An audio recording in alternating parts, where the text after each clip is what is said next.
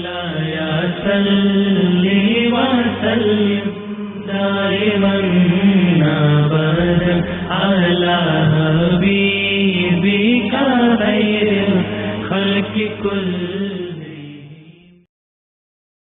السلام علیکم ورحمۃ اللہ وبرکاتہ۔ ساتھیو، آئیے آج ہم آپ کو اس دکان کے متعلق دکھاتے ہیں۔ اس دکان کے متعلق یہ راجپال کی دکان ہے جہاں پر غازی علم الدین شہید رحمۃ اللہ تعالی علیہ نے راجپال کو اس کی دکان میں گھس کر قتل کیا تھا، اور یہ اندرون شہر میں دکان ہے، سریاں والا بازار بہت مشہور ہے۔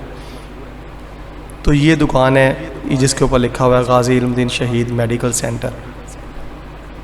تو غازی علم الدین شہید رحمۃ اللہ تعالی علیہ جب یہاں پر تشریف لائے تو راجپال جو ہے نا، اس کے دو گارڈ تھے، ایک قطار نال اور ایک رام بھگت۔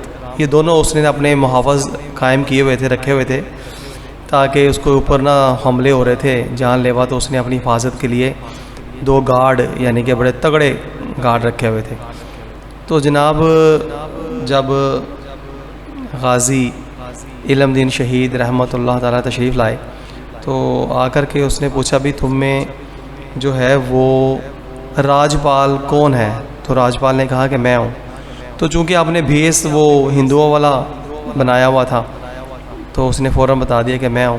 تو آپ نے جناب وہ اپنا چھرا نکالا اور پے در پہ وار کر کے نا اس کو جہنم رسید کر دیا۔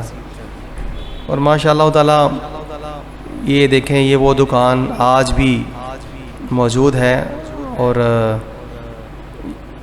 غازی علم الدین شہید رحمۃ اللہ تعالی علیہ نے جہاں پر گستاخ رسول کو قتل کیا اور 8 زخم یعنی کہ 8 چھریوں کے وار اس کو کیے اور اس کو جہنم واصل کیا۔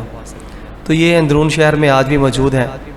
دیکھیں کتنی تنگ گلیاں ہیں، اور آج بھی مطلب وہاں پر پرانے گھر بنے ہوئے ہیں، پرانے قدیم زمانے کے مطلب سارے وہاں پر نقش و نگار آج بھی موجود ہیں۔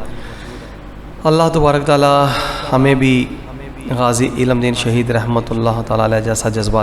مولاي صل وسلم دائما ابدا على حبيبك خير الخلق كلهم۔